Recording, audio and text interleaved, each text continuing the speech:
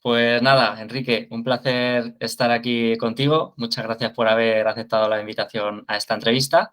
Y bueno, pues al final esta entrevista la hacemos un poquito dedicada a las personas que sufren dolor crónico especialmente. Y para que te conozcan un poco, pues bueno, comentar que Enrique es doctor en psicología, es socio fundador de Cauce, una clínica de psicología aplicada, especialista en psicología clínica, en hipnosis clínica y medicina conductual. Llevas ya más de 30 años de dedicación, tanto teórico como práctico, en el tratamiento de los problemas y los trastornos relacionados con toda la psicología clínica, con la prevención y con la promoción de la salud, especialmente en el campo de la psicooncología, el dolor y las adicciones. Y lo haces en Madrid, en España, ¿verdad? ¿Verdad? Ahí está. Muchas gracias Fenomenal. por la invitación. Pues nada, Encantado de eh, estar aquí. bueno, también contar que al final esto lo vamos a englobar al dolor crónico, pero que también abarca el dolor en general, ¿no? Como habíamos hablado, también nos puede servir para un dolor físico, para un dolor como el tema de la oncología, ¿no? Bueno, otros tipos de dolores, pero lo vamos a dedicar especialmente al dolor crónico. Entonces, bueno, gracias por estar aquí, como te decía antes, y bueno, vamos a hablar un poquito sobre este tema. Yo te quería preguntar, Enrique, eh, tú que eres un experto en esto del dolor crónico, ¿realmente qué es el dolor crónico? ¿Qué es lo que conocemos en este sentido sobre el dolor? Bueno, la primera cuestión de la que yo creo que hay que partir es de la definición general del dolor, ¿verdad? De la definición última del 2020 de la Asociación Internacional para el Estudio del Dolor, la IAPS, ¿no? Que nos dice claramente que el dolor, y tanto el dolor se refiere al dolor agudo, al dolor crónico, al dolor, pues es una experiencia sensorial y emocional asociada a una lesión ística presente o potencial. ¿Sí? Lo fundamental para nosotros, o para nosotros me refiero a desde la parte del estudio que me toca, que es el estudio de la psicológico, ¿m? Es que refiere a que es una experiencia, y toda la experiencia del ser humano es una experiencia psicológica, ¿verdad? Es sensorial y es emocional. Y si es emocional, pues también esa parte es una parte psicológica, ¿verdad? El, por lo tanto, y además el dolor es una experiencia personal. Esto es importante también para el dolor crónico, para el dolor agudo y para el dolor crónico. Es una experiencia personal y es un resultante de un proceso singular para cada persona. Porque, como me gusta decir, el dolor se individualiza y se aprende. Y se individualiza cada uno con su propia experiencia y en el contexto sociocultural donde esté, ¿verdad? El significado del dolor es muy importante, como veremos, y como veremos también para su perpetuación, quizá cuando hablamos del dolor crónico, ¿sí? Ahora mismo el dolor, además, hace bien poco, está incluida en la CIE-10, ¿no? Como un trastorno por sí mismo, como una enfermedad en sí misma, ¿verdad? El, a mí me gusta diferenciar, en este caso, entre nocicepción, dolor y sufrimiento. No son sinónimos, ¿verdad? Nocicepción es la parte sensorial, la estimulación sensorial. Digamos, el dolor es la experiencia que pasa a través de varias estructuras, ¿no? Y cómo está compuesto, como me gusta decir a mí también, el dolor es uno y trino. Uno es dolor y trino porque tiene tres componentes fundamentales y se sabe desde hace mucho tiempo que pues es un componente sensorial, es decir, que percibo, tiene un componente afectivo que siento y tiene un componente, digamos, cognitivo evaluativo, ¿no? ¿Qué pienso? ¿Cuál es el significado que tiene para mí esa experiencia dolorosa? Y es un fenómeno biopsicosocial. Esto es fundamental para el tema también de la evaluación y del tratamiento. Si dejamos uno de los componentes, el bio, el psico o el social, sin tratar, estamos haciendo, como se dice, un pan como unas tortas, ¿verdad? Y eso lo sabes tú muy bien también. Claro. O sea que realmente estás diciendo una cosa muy importante, ¿no? Que el dolor, primero, está sujeto a cada persona, ¿no? Cada persona lo vive de una forma diferente. Y al final, lo que quiere decir es que para nosotros poder tratar el dolor de una persona, lo que tenemos que tratar es a la persona en sí misma, ¿no? ¿Por qué? Porque cada dolor es diferente en cada uno de nosotros, porque cada uno de nosotros lo sentimos de una forma, lo expresamos de una forma, respondemos con nuestras conductas de una forma diferente y al final todo esto lo que acaba resultando es en una intensidad diferente o en una perpetuación o no perpetuación de cada uno de nosotros, ¿verdad? Efectivamente, es decir, que no es lo mismo la experiencia de dolor, fíjate, que no es lo mismo la experiencia de dolor en nuestra cultura que en otra cultura en la que el dolor sea, ¿no? Digamos, tenga un significado o más místico o de acercamiento bueno, digamos, o más místico, ¿no? No me gusta decir religioso porque lo religioso entra dentro de lo místico y lo espiritual también entra dentro de nuestros conceptos, ¿no? Eh, entonces, lo que es el significado de la experiencia dolorosa y es tan importante y tan individual que sabemos que ante una misma lesión tú y yo podemos reaccionar de diferente manera, ¿sí? Esto es importante, pues, digamos, tú puedes poner en marcha una serie de mecanismos, ya me estoy adelantando un poco a lo que vamos a hablar, ¿no? Pues puedes afrontarlo de una manera y yo puedo afrontarlo de otra, recogiéndome, desactivándome, eh, ¿no? Desesperanzándome. Por eso decía que sufrimiento, que dolor no es igual a sufrimiento. A veces hablamos de dolor emocional cuando queremos decir sufrimiento. Y Claro, sufrimiento es amenaza y falta de control. No tengo control sobre ello. Esto me amenaza, me puede. No es lo mismo el significado en un dolor, con todo el permiso de las personas que padecen síndromes de dolor crónico persistente, pero el significado no es el mismo en el cáncer, en un dolor que en pacientes con cáncer, que piensan, ya está aquí el cáncer otra vez, puede haber metástasis, va peor, ¿verdad? o me O puedo morir, claro. esto ya me acerca más a la muerte que con el dolor persistente o crónico en una migraña o en un trigémino. ¿Sí? Claro, La experiencia es en intensidad, será parecida, ¿no? También decimos, la intensidad parecida es en un parto como en una metástasis ósea, pero el significado es muy diferente y se claro. vive de una manera o de otra, ¿verdad? Claro, al final lo que estás diciendo es que dependiendo del significado que nosotros tengamos sobre el dolor, eso puede derivar en un tipo de dolor mayor o menor, ¿no? Y luego hay también una cosa que has dicho antes que me parece muy importante, es ese componente biopsicosocial, ¿no? Que es un poco lo que está reflejado el dolor.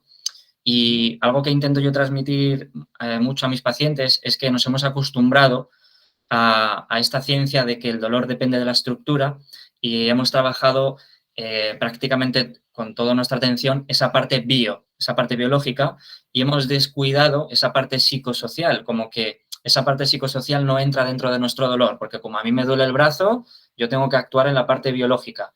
Pero realmente lo que nos dice la ciencia, ¿verdad?, es que hay un componente psicosocial en la que entran nuestras conductas, nuestras creencias, cómo nosotros, qué valor le damos a esta situación y cómo todo esto realmente es lo que está influyendo en este dolor crónico, ¿verdad?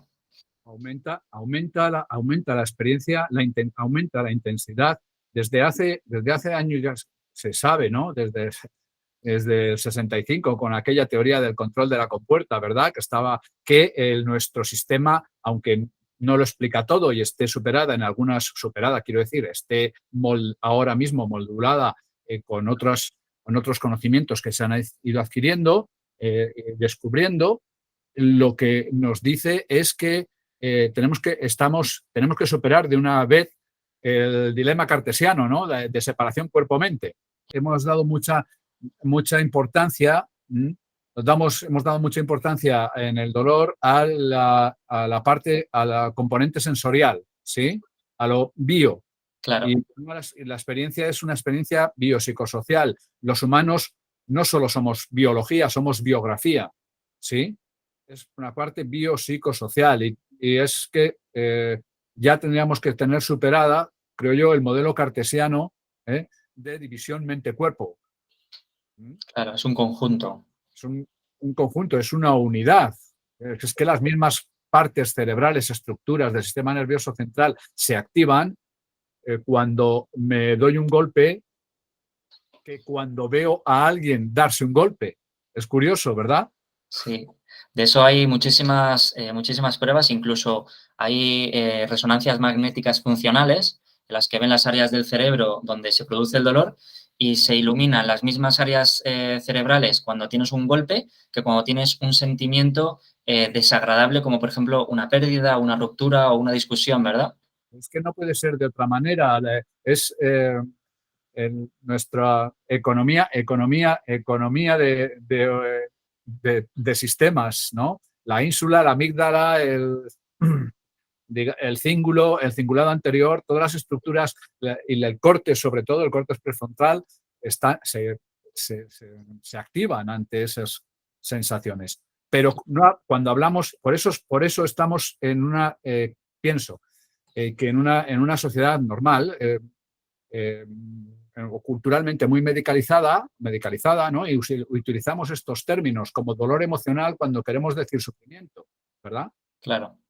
Claro. Al final lo que tú has dicho, ¿no? Dolor no tiene por qué implicar un sufrimiento. Yo puedo tener un dolor muy grande y no sufrir por ello. O incluso, o sea, yo lo que digo muchas veces es que dolor no es igual a daño y daño no es igual a dolor. Yo puedo tener un daño muy grande y no experimentar dolor y tener un dolor muy grande y no tener un daño. Lo mismo con el sufrimiento, ¿no? Yo puedo tener un dolor y no sufrir por ello y sufrir mucho sin tener un dolor. Lo que pasa es que la relación entre el dolor y sufrimiento activa áreas iguales o idénticas en el cerebro. Entonces, al final, esto nos tiene que hacer ver que no podemos separar este componente sensitivo-afectivo en el dolor. Entonces, es súper interesante. Porque el sufrimiento, hay personas que tienen, como tú bien dices, ¿no? Hay personas que experimentan dolor y no sufren, y hay personas que sufren y no experimentan dolor. Eso es así. El sufrimiento tiene que ver con la amenaza y la falta de control ante lo que está sucediendo. ¿Sí? Claro. Hay, Y bueno, aquí iba a hacer una relación grande, ¿no? Esto que dices del sufrimiento tiene una influencia en la falta de control. Claro, yo te iba a preguntar, ¿tú has observado en tu práctica clínica todos estos años si hay ciertas características nuestras como personas que sean más habituales o que nos predispongan a sentir dolor? Porque hablando de esto, yo creo que el exceso de control podría llegar a ser una característica de las personas para padecer dolor crónico, ¿no? O una influencia muy grande. ¿Tú qué opinas al respecto? ¿Hay algunas características habituales repetidas que te encuentres? bien, en lo que, lo que consideramos, desde luego, es que, primero, el dolor crónico tiene que ser considerado ya como una enfermedad en sí misma, con una entidad en sí misma, ¿sí? Ese dolor que se perpetúa, como sabemos, más de 3 a 6 meses, ¿no? Una vez que pareciera, ¿no? Que no hubiera lesión.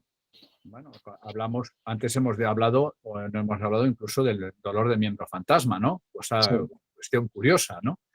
Y luego, en cuanto a la perpetuación o en cuanto a que alguien pueda, uno como persona, o pueda ser más fácil que se perpetúe en crónico, tiene, por supuesto, la lesión, ¿sí? El daño. Es decir, claro. eso no, El ahora, mínimo del ahora problema. no vamos a decir, cuando decimos una experiencia psicológica, no decimos que es psicógeno o inventado, No, ¿verdad? El dolor es lo que el paciente dice que siente cuando dice que siente dolor. No hay más. exactamente. los Claro, profesionales. la gente atribuye el psicológico a que se lo imagina, pero realmente cuando ciertos profesionales se refieren a ese término es que hay una parte de la psicología, de la psique, de la mente, que está influyendo, pero todo dolor es real. Todo dolor es real, porque es que el dolor es una experiencia y es una experiencia, es verdad, y como experiencia psicológica, lógico, pero nada más. Pero nada más, como toda experiencia, como la ira, el enojo, la ansiedad, el amor, Claro, emoción.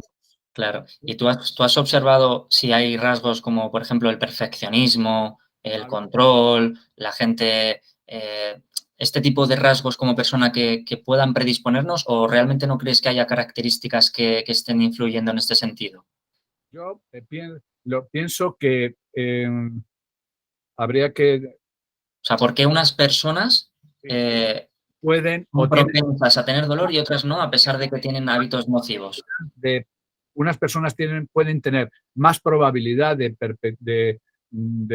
perpetuar de perpetuarse, no a ellas mismas, no estamos hablando de que ellas mismas se lo perpetúen, sino ciertas características, digamos, ambientales, pero no solo personales. Fíjate que los factores que influyen más que los estilos de personalidad, se ha estudiado tipos y estilos de personalidad. Hipocondríacos, que sí, digamos, trastornos somatomorfos, eh, personas, pero lo que influye más que los estilos de personalidad es las estrategias de afrontamiento que tenga o haya aprendido esa persona y las creencias de incontrolabilidad o no. Es decir, aquellas personas que tienen estrategias de afrontamiento, que movilizan acciones instrumentales, como tú decías, acciones motoras que hacen, ¿sí? Instrumentales y recursos internos, ¿no? Como la búsqueda de apoyo y la búsqueda de apoyo social, se asocian a un mejor ajuste y a funcionamiento cotidiano, del mismo modo que aquellas que tienen unas creencias de incontrolabilidad, ¿sí? Que, por ejemplo, focalizan, como tú decías o comentabas, ¿no? Muy importante, fundamental, que focalizan en que mira, no, es que es solo físico, ¿sí? Y solo busco lo físico, y si no encuentro lo físico, ¿verdad? Pero claro, es que sabemos, por ejemplo, estoy hablando del dolor en pacientes con cáncer y tengo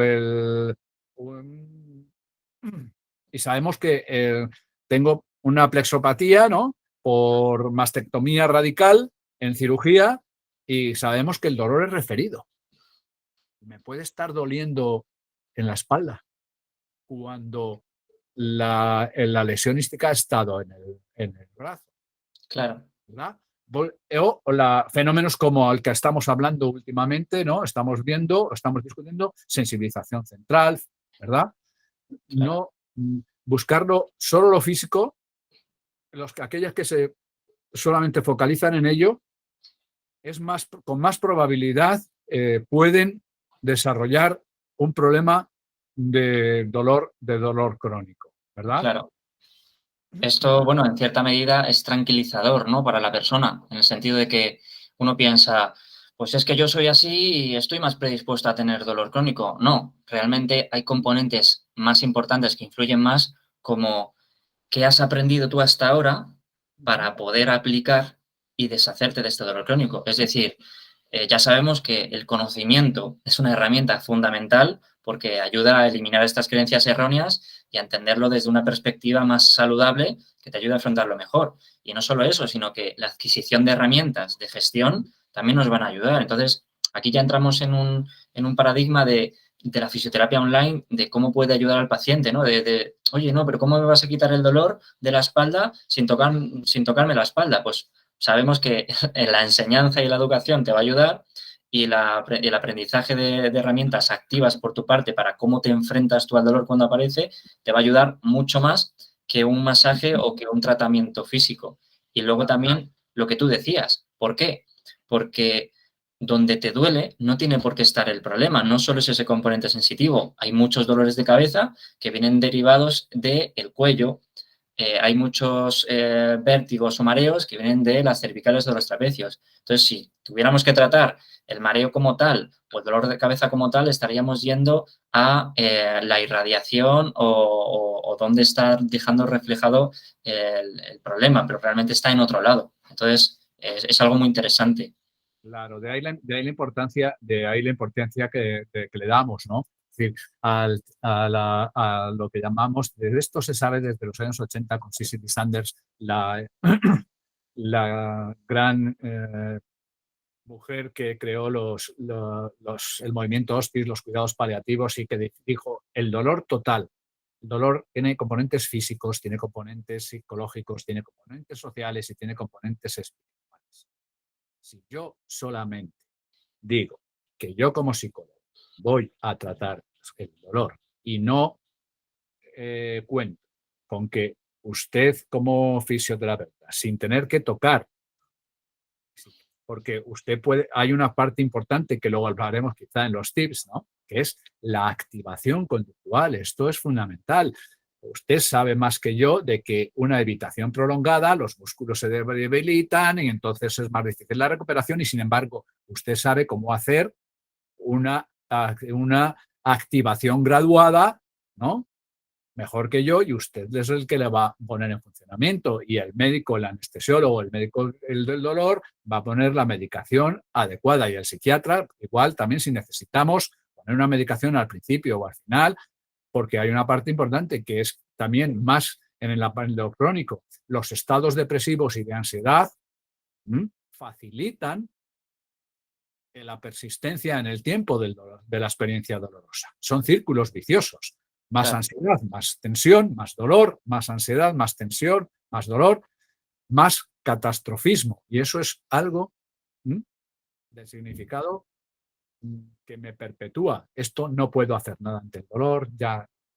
Claro, al final lo que les pasa a muchas personas es que tiene un origen primero físico, traumático o de lo que sea, ¿no? Ha habido una sobrecarga alostática, el cuerpo ha tenido la necesidad de expresar el dolor o has tenido un golpe y has tenido un dolor. Ahora, ese es el inicio. ¿Qué es lo que pasa? Que si no tenemos herramientas de afrontamiento adecuadas, tenemos unas creencias erróneas o muy desactualizadas o nuestra vida, por la situación que sea, es complicada, puede perpetuarlo, ¿no? Y uno se pregunta al cabo de 7 meses, es que, ¿qué me pasa? ¿Por qué no me recupero de mi dolor? Nadie me sabe decir qué es lo que tengo. Claro, porque lo que tienes ahora no es lo mismo que tenías hace 7 meses cuando empezó. Hace 7 meses cuando empezó tenías un problema físico y ahora tienes un conjunto de circunstancias que se retroalimentan entre ellas, que es la pescadilla que se muerde la cola. Y claro, ahora llegados a este punto, ya no solo tenemos que atender a las necesidades iniciales, sino que ahora tenemos que hacer un trabajo global en el que tenemos que trabajar todos esos factores influyentes que te están perpetuando en el tiempo, ¿verdad? Efectivamente, Claro. así, de ese modo. Y ahora, hablando de estos factores influyentes, desde tu experiencia clínica, ¿qué factores consideras que son los más importantes? Porque sabemos que hay muchísimos factores, ¿no? que predisponen tanto en su aparición como en su perpetuación, pero ¿qué factores consideras más importantes? Como decía, los factores más importantes y más consistentes están en las estrategias, en estrategias de afrontamiento, o sea, las estrategias de afrontamiento activas tienen mejor ajuste, las pasivas tienen peor ajuste. Las creencias de incontrolabilidad acerca de lo que estoy padeciendo, esas creencias de incontrolabilidad, ese catastrofismo, esas personas tienen peor ajuste. Es decir, las variables cognitivas y emocionales, por ejemplo, además de la experiencia dolorosa, tenemos que tener en cuenta los aspectos, digamos, psicológicos que se correlacionan con el dolor, ¿verdad? Variables cognitivas y emocionales, concretamente la ansiedad, la tristeza y la ira y el enojo, que ahora actualmente estamos valorando y evaluando cada vez más. Eso perpetúa. Claro, Explican mucho mejor estas variables que cualquier otra variable de personalidad. claro. ¿Y qué opinas? Porque claro, Evitación. Claro, hay un componente emocional súper influyente en la aparición, ¿no? ¿Qué opinas de este nivel de estrés que tenemos hoy en día? ¿Crees que es un factor determinante en la aparición del dolor como medio de protección de nuestro organismo y que lo puede expresar en forma de dolor? Bueno, a ver, eh, el último premio Nobel de Medicina, Paputian, ¿verdad? Le dieron el premio Nobel de Medicina por el estudio de, de unos nociceptores periféricos del dolor, etcétera, ¿sí? Y entonces, después de estudios relacionados con el dolor, entonces le preguntan en una entrevista, en una de las miles de entrevistas que le hicieran, ¿no? En una de las entrevistas le preguntan, bueno, ¿y qué es el dolor? Y entonces dijo él, el dolor es sobre todo, es una sensación, pero es sobre todo una emoción. Ahí nos está dando una clave importante. Claro, si estamos en una situación de estrés, pero fíjate que a veces en el estrés no perpetuo, sí, no perpetuado, pero el estrés concreto, en un momentos de estrés, el estrés Bueno, puede producir analgesia y anestesia en nuestro organismo. En un partido de fútbol en la que estás en la Copa de Europa, te rompes ahora mismo en la Copa de Europa estás jugando el partido de final de Copa de Europa, o en partido de baloncesto o partido de tenis, estás jugando la final y tienes una rotura, un dolor, ¿no? Una lesión, y sigues jugando allí. Ahora, si estás en regional o estás con los amiguetes, te caes al suelo, te retiras, en fin, ¿verdad? Porque claro. la situación, contexto, lo cultural, es también muy importante para la perpetuación, efectivamente. Y tenemos también el contexto familiar y el apoyo social. Claro. Aquí lo que tú has dicho, ¿no? Depende de la situación en la que te encuentres, depende del significado que esté teniendo para ti en este momento, puede suponer una cosa u otra, ¿no? Yo muchas veces les digo a mis pacientes, fíjate, ante una misma situación como pudiera ser ir andando por la calle y que se te echen 5 tíos encima y te tiren al suelo o se tiren encima de ti, ¿cuál sería la diferencia respecto a la situación en la que estás jugando un partido de fútbol, marcas un gol y el equipo se te echa encima para celebrarlo? Por ejemplo, El contexto cambia totalmente y la respuesta cambia. ¿Por qué? Porque en uno te levantas enfadado, frustrado y desconcertado y en el otro te levantas pletórico y no te duele nada. Sin embargo, ha ocurrido lo mismo. Entonces aquí ya tenemos un factor como el contexto o el significado que nos está influyendo, ¿verdad? el, el contexto, la situación, claro, el ambiente cultural es determinante para nuestras emociones, Claro, lógicamente. Si nuestro corazón se pone a latir muy deprisa, nuestros músculos se ponen en tensión, ¿sí?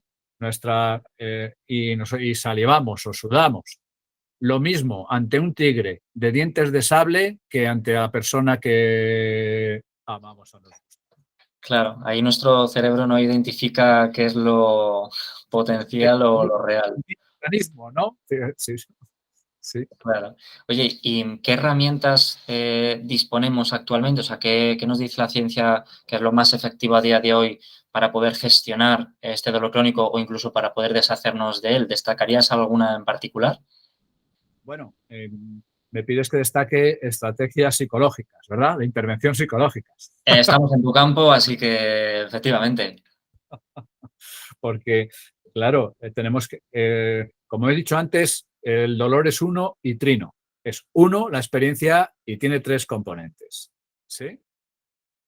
Sensorial, afectivo y cognitivo. Por lo tanto, todo el bio eh, y todo está interrelacionado. ¿Sí?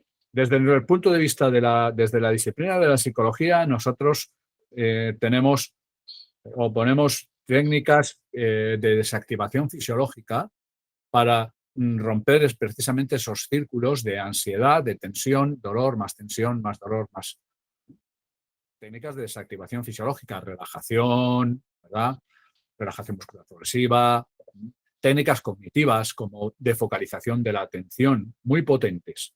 La hipnosis. La hipnosis es una de las herramientas más potentes en nuestro campo, y en el campo del dolor. Está suficientemente revisada científicamente, probada científicamente, en producimos analgesia, anestesia, producimos disociación en cuanto a cerrar digamos, la compuerta de dolor. Hay mecanismos, tanto opiáceos endógenos como otros mecanismos no descubiertos todavía, que mediante la hipnosis podemos o cambiar el dolor para que sea de otra forma más peligrosa, disminuir la experiencia de dolor, ¿verdad?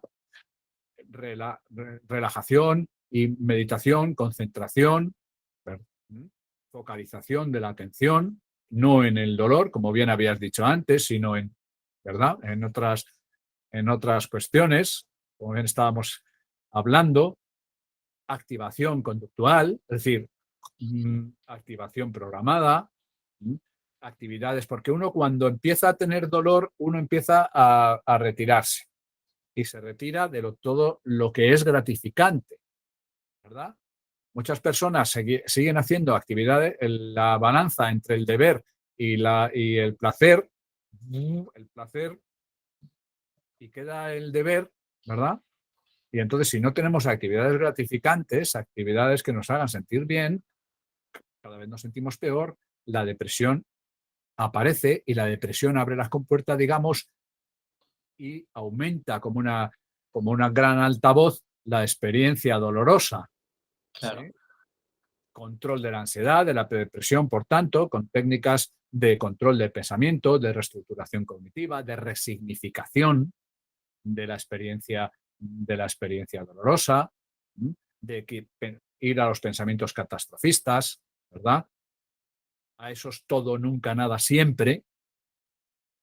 Claro, o sea que tenemos por un lado, herramientas prácticas que nos ofrece el profesional en consulta, ¿no? Como por ejemplo lo que comentas a nivel de hipnosis, que sería una herramienta súper potente, y luego ya les podemos ofrecer desde vuestro campo, desde el punto de vista de la psicología, herramientas prácticas como por ejemplo la reconceptualización de sus pensamientos, ¿no? El aprender a tener un contexto diferente o tener alternativas de pensamientos diferentes sobre aquello que nos está preocupando, el poder quitar el miedo o el irnos exponiendo a aquellas cosas que hemos dejado de hacer porque temíamos que nos hicieran más daño y el empezar a equilibrar esa balanza que tú estabas diciendo del disfrute, de lo que me generaba satisfacción y empezar otra vez a retomar para que la vida, digamos, que vuelva a ser digna y significativa para la persona a la vez que se va haciendo un trabajo de reestructuración,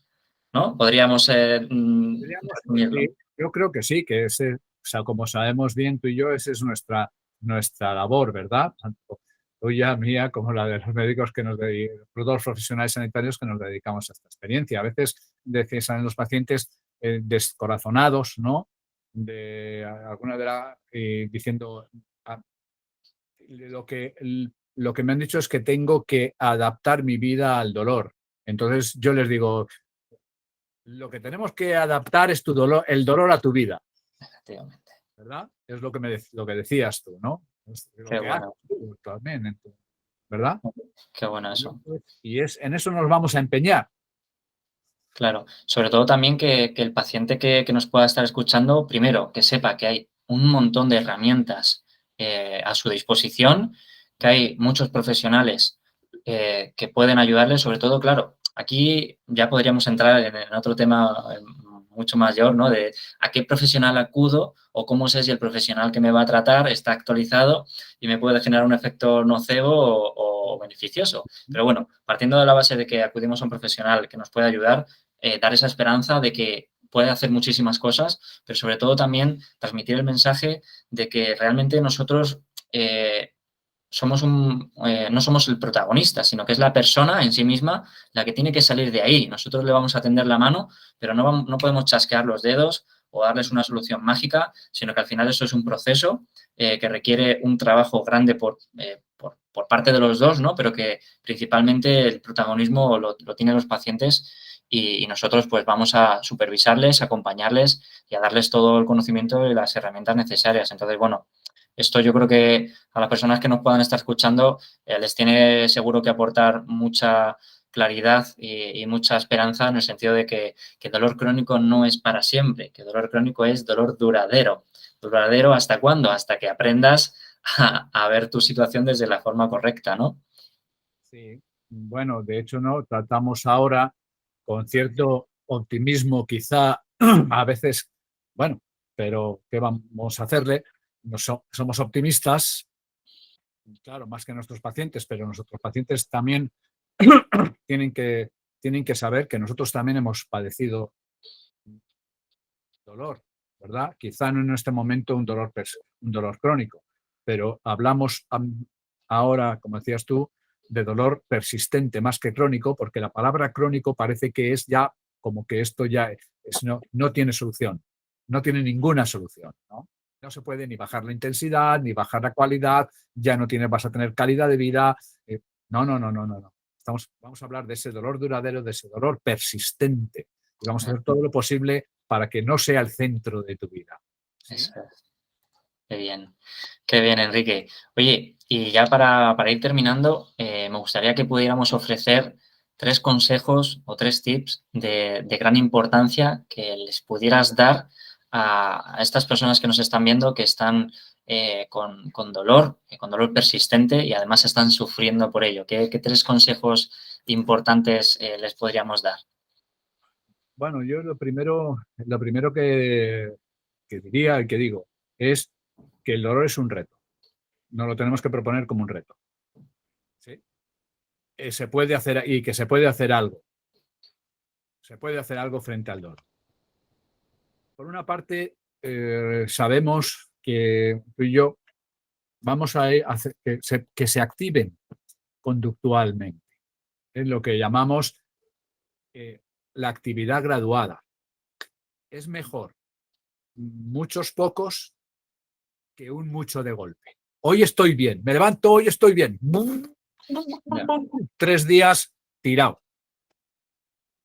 No dejemos que el dolor nos marque nuestra.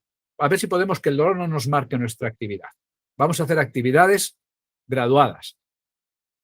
1 hora de actividad, descanso, actividad, descanso, actividad, descanso. Eso por una parte. Creo que es importante, ¿verdad? Por otra, la comunicación con los familiares. Es normal que en algunas ocasiones o nos quejemos mucho o no nos quejemos nada. Hay personas que son muy para adentro y no se quejan. Pero claro, lo no verbal también es expresión. La comunicación afectiva y efectiva con los familiares. Es decir, para que mi depresión también se pueda aliviar, para que me puedan escuchar, para que no sea solamente mi comunicación basada en la queja o que es normal o solamente o solamente en mi dolor, sino que también tengo otras necesidades como persona, ¿sí? Expresar emociones, expresar la rabia, expresar, que me dejen expresar, que pueda expresar esa rabia que tengo. En tercer lugar, ¿no? Por dar 3 cuestiones fundamentales, ya que hablábamos de que el dolor como un trino es el cambio, a ver si podemos resignificar la experiencia dolorosa. Es decir, podemos focalizar, hacer ejercicios de focalización, ¿verdad? De poner el foco en algo diferente a lo que me está doliendo. Me levanto, claro, estoy tan cansado, tengo tanto tiempo con el dolor que me despierto y lo primero que hago es pensar, ¿me duele o no me duele? ¿Sí? Bueno, pues voy a tratar de meter pensamientos agradables, situaciones agradables, concentrarme en las cosas que estoy haciendo, ¿verdad? Tenemos la costumbre de cepillarnos los dientes y estar pensando en todo lo que vamos a hacer en el día. Bueno, pues voy a ver si puedo concentrar mi atención, focalizar mi atención en esos pequeños momentos para ir entrenando a mi atención y a mi percepción. Genial. O sea que podríamos resumirlo como primer tip en una progresión y una actividad graduada, que no seamos extremistas, que vayamos poco a poco haciendo cada vez más. En segundo lugar, poder expresar tanto a nuestros familiares o a nuestro entorno nuestras necesidades, nuestras emociones y no reprimírnoslas dentro. Y en tercer lugar, cambiar ese foco que tenemos tan instaurado de dolor, de que toda nuestra vida gira en torno alrededor del dolor y poderlo llevar hacia otras cosas que no tengan que ver el dolor, porque que mi vida no acapare el dolor, sino que pueda hacer otro tipo de cosas a pesar de seguir teniendo el dolor. Yo sé que está ahí, pero puedo cambiar el foco y centrar mi atención pues, en las cosas que esté haciendo, ¿no? Pues, como por ejemplo esta práctica del mindfulness que se centra en ese momento presente, ¿verdad? Podríamos, digamos que definir estos tres tips. Sí, así sería. Fantástico, pues nada, muchísimas gracias. Y bueno, pues para terminar, cuéntanos un poco dónde te pueden encontrar las personas que nos estén viendo, en redes sociales, qué servicios ofreces, dónde los ofreces, para que te puedan seguir y encontrar. Bueno,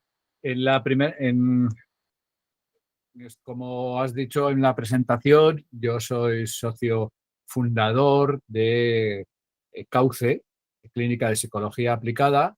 Cauce es una clínica de psicología, como dice, que está ubicada en Madrid y está en su página, está la página web www.clinicacauce.es, donde pueden entrar y contactar, ver el perfil de los profesionales y contactar, está ahí estaré yo, ¿verdad? Y tienen ahí también el correo. Directamente conmigo pueden contactar por correo Enrique Bazaco, con K, Enrique Bazaco junto con minúscula 60 gmail.com, ¿verdad? Redes sociales ahora mismo no estoy utilizando, pero Fantástico. Bueno, dejaremos la página web que nos has escrito, tu nombre completo y la clínica lo dejaremos en la descripción para que lo puedan tener más visualmente.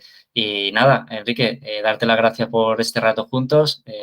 Espero que podamos aprender cada vez que estoy contigo y las personas que nos hayan podido ver aprender en este ratito y que cualquier cosa que tengan, que nos puedan encontrar, tanto en tu perfil que nos acabas de dejar como en sindolor.es o en Instagram @sindolor.es, que ahí ese es mi perfil y bueno, pues dejarles ahí nuestros datos. Así que nada, muchas gracias por esta entrevista, Enrique, y un placer. muchas ¿Vale? gracias, muchas gracias a ti. Sabemos que tenemos la misma visión biopsicosocial y biográfica no solo biológica, sino biológica y biográfica de lo que es la persona como un todo, y te agradezco muchísimo esta oportunidad y siempre es un placer compartir contigo espacio y trabajo. Muchas gracias.